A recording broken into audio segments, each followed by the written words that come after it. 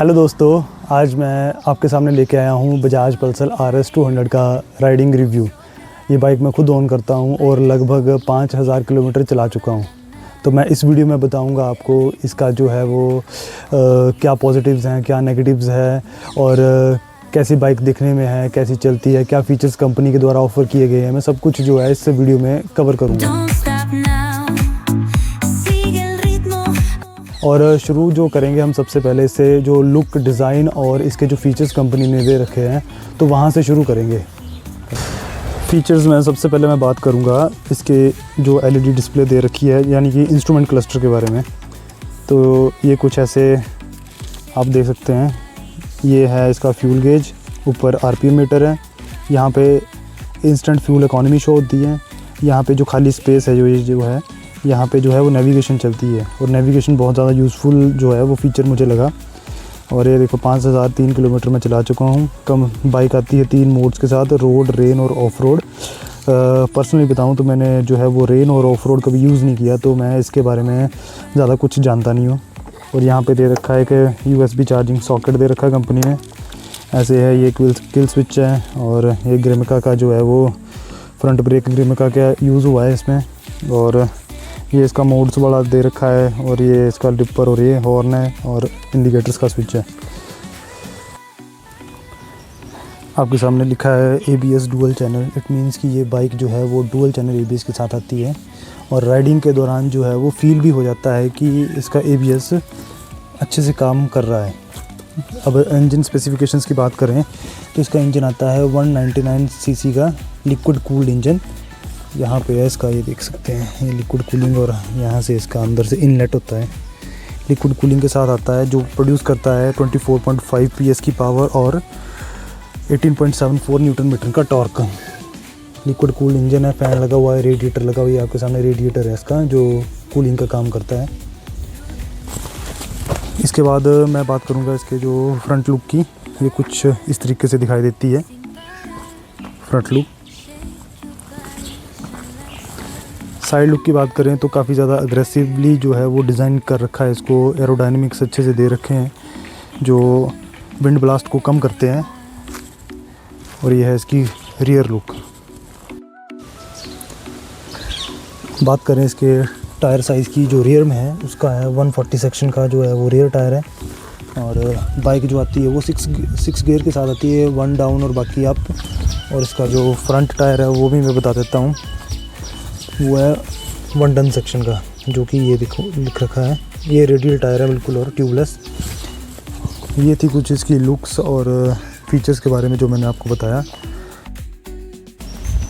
Looks और design की तो बात हो गई, फीचर्स के बारे में भी मैंने बता दिया आपको।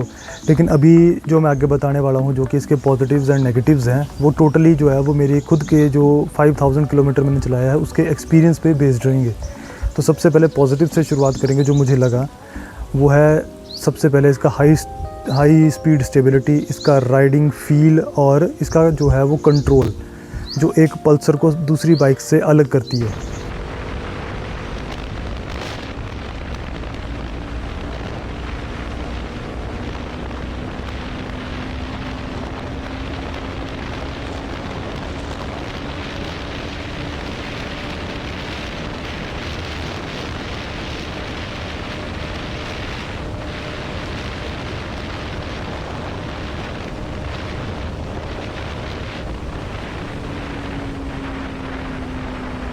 जैसे जैसे बाइक की स्पीड बढ़ती है वैसे वैसे इसका जो है फ्रंट पोर्शन थोड़ा हैवी फील होता है, जिससे क्या होता है बाइक की हाई स्पीड स्टेबिलिटी बहुत अच्छी रहती है, जिससे राइडर को कॉन्फिडेंस मिलता है और हम जो है वो ईजिली 100-120 की स्पीड पे आराम से क्रूज़ कर सकते हैं depending upon traffic and road conditions.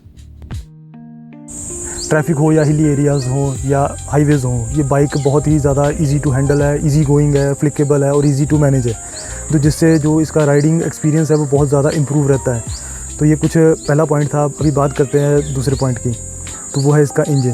तो इंजन जैसे मैंने स्पेसिफिकेशंस आपको पहले बता रखी है, लिक्विड कूल्ड इंजन है, 199 cc का है। और इसके बारे में तो बाइक राइडिंग के समय जो मुझे सबसे अच्छी बात जो मुझे लगी, जो इसको देख के मुझे बहुत अच्छा फील हुआ, वो है इसका जो ये RPM जो है, जैसे इसके 5000 RPM से 6000 RPM के बीच जैसे जाती है बाइक, तो बाइक का इंजन इसे सडन पुश देता है एक। आई मीन टू से कि एकदम से बाइक जो है वो रेस पकड़ेगी। जो मुझे, जैसे मैं पहाड़ी एरिया में ओवरटेक करता हूँ या हाईवेज़ पे ओवरटेक करता हूँ, तो मुझे बहुत ज़्यादा यूज़फुल लगी वो थिंग। तो वो चीज़ जो है वो स्पेशली जो है मुझे पता नहीं था, लेकिन जब मैंने चलाया तो वो टोटली राइडिंग एक्सपीरियंस को और इन्हांस कर देता है इसकी। बात करते हैं इसके थर्ड पॉजिटिव की, वो है इसकी माइलेज। और माइलेज के लिए मैंने एक छोटा सा, जब मैं शिमला से अपने घर की तरफ आ रहा था तो मैंने 220 किलोमीटर चलाई थी बाइक टैंक फुल कराने के बाद।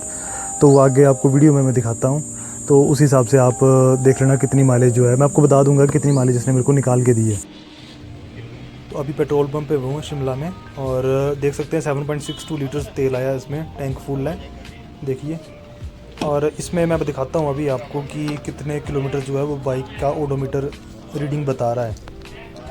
तो बाइक बता रही है 4729 किलोमीटर्स बाइक चली हुई है। और अभी मैं रास्ते में रुका हूँ एक जगह, और इसमें 4.77 लीटर तेल आया है, और बाइक चल चुकी है मेरी 4955। तो आइए कैलकुलेट करते हैं।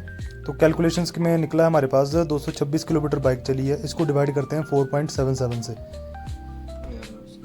और 47। अभी आपने वीडियो में देखा इसकी माइलेज के बारे में, तो अप्रॉक्सीमेटली 220 किलोमीटर्स चलने के बाद भी मुझे इसने 47 की माइलेज निकाल के दी है।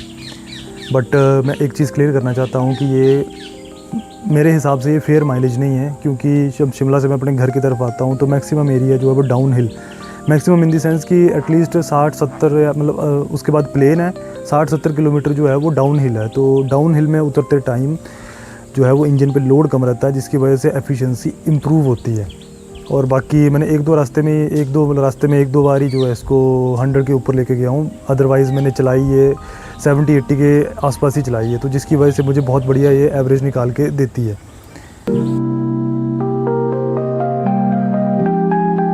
फोर्थ पॉइंट के बारे में मैं बात करना चाहता हूँ, वो है इसका राइडिंग पोस्चर। एक बार अब आपको मैं वीडियो में बता देता हूँ कि किस तरीके से एक राइडर जो है वो बैठता है इसके ऊपर, क्या उसका पोस्चर रहता है। और ये देखो बिल्कुल अपराइट, मतलब स्ट्रेट है बिल्कुल। ज़्यादा कोई आगे जो इसके सेगमेंट की अदर बाइक्स हैं उसमें जो है बंदा थोड़ा झुक के बैठता है, जिससे बाजुओं पे और जो शोल्डर्स पे थोड़ा ज़ोर रहता है। लेकिन आप मेरी सिटिंग पोजीशन देख ही सकते हैं कि किस तरीके से मैं सीधा होकर बैठा हूँ, तो जिससे मैं 250 किलोमीटर भी आ जाता हूँ, लेकिन मेरे बाजुओं में, मेरे शोल्डर्स में कभी दर्द नहीं हो रहता। तो ये था इसका सिटिंग पोस्चर्स। तो 4 पॉजिटिव्स मैंने इस पर कवर किए हैं। सबसे पहले इसका जो हैंडलिंग है, उसके बाद इसका जो इंजन है वो किस तरीके से पुल करता है, उसके बाद इसकी माइलेज, और लास्ट वन इसका सिटिंग पोस्चर, जो मुझे डेली यूज़ में काफ़ी ज़्यादा जो है वो हेल्पफुल लगे हैं।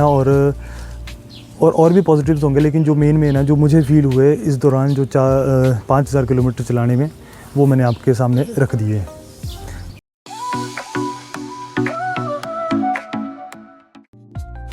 पॉजिटिव्स की बात तो मैंने कर ली, लेकिन अभी मेरे पास जो मैंने 3 नेगेटिव्स इसमें नोटिस किए हैं, उसमें सबसे पहले जो नेगेटिव है इसका, वो है इसका सीटिंग कंफर्ट।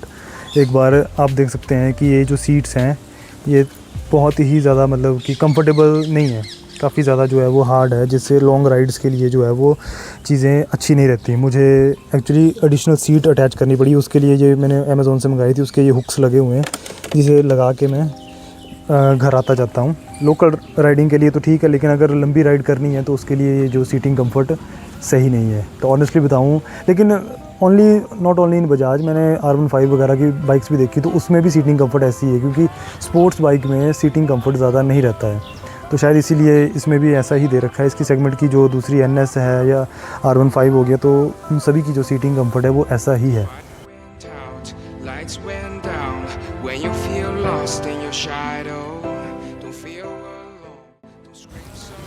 बात करते हैं इसके जो सेकंड जो नेगेटिव जो मैंने नोटिस किया है, वो है इसका रियर ब्रेक का रिस्पॉन्स। रियर ब्रेक का रिस्पॉन्स जो है एज़ मच इतना गुड नहीं है जितना इसका फ्रंट ब्रेक का रिस्पॉन्स है। जो नया राइडर होगा वो थोड़ा सा मतलब कि उसको एक्स्ट्रा एफर्ट्स लगाने पड़ सकते हैं जो ब्रेकिंग के दौरान, क्योंकि जब मैंने नई ली थी तो मुझे भी थोड़ी दिक्कत हुई थी, लेकिन अब तो मैं हैबिचुअल हो गया हूँ और अभी मैं मैनेज कर लेता हूँ। तो रियर ब्रेक का जो रिस्पॉन्स है वो तो it could have been much better अगर इसको देखा जाए इस तरीके से। इसका जो थर्ड नेगेटिव है वो मुझे लगा इसका जो है वो हेडलाइट का थ्रो मींस कि वैसे लाइटिंग अच्छी है, थ्रो भी अच्छा है इसका, बट क्योंकि चैसी फिक्स्ड है और फिक्स्ड चैसी में ये चीज़ें लग रखी हैं तो कॉर्नरिंग में कई बार दिक्कत परेशानी ये करती है। ये इसका लाइट का थ्रो है, आप देख सकते हैं डिसेंट है, सफिशिएंट है। लेकिन असली प्रॉब्लम मैं आपको दिखाता हूँ आगे कि जब हम कॉर्नर्स पे जैसे टर्न करना है तब परेशानी आती है। अभी इस वीडियो में मैं थोड़ा सा आगे जाके मेरी राइट साइड जो है ना वो बनेगा एक ब्लाइंड स्पॉट, आपको दिख गया होगा, आपने नोटिस किया होगा। तो ये चीज़ दिक्कत करती है। मैंने काफ़ी वीडियोस में देखा है जिसमें बताया गया है कि इसका इंजन ओवर हीट होता है, लेकिन एक्चुअल में ऐसा है नहीं। क्रूज़ करते समय ऐसी कोई समस्या नहीं आती। समस्या आती है ट्रैफिक में, जहाँ बार बार रुकना पड़ता है और रेडिएटर का फ़ैन जब चलता है तो वो इंजन की हीट हमारे पैरों और हमारी टांगों पे आती है, जिससे बाइक का इंजन ऐसा लगता है कि बहुत गर्म है, लेकिन एक्चुअल में ऐसा होता नहीं है। तो ये था मेरा कुछ अपना खुद का पर्सनल राइडिंग एक्सपीरियंस। जो इसमें पॉजिटिव्स थे, जो इसमें नेगेटिव्स थे, वो मैंने सारे शेयर किए हैं। और आशा करता हूँ कि आपको मेरी ये वीडियो अच्छी लगी होगी। तो वीडियो को अगर अच्छी लगी है तो लाइक ज़रूर करें, चैनल को सब्सक्राइब करें, शेयर भी ज़रूर करें वीडियो को। और मिलते हैं हम नेक्स्ट वीडियो में, तब तक के लिए थैंक यू वेरी मच।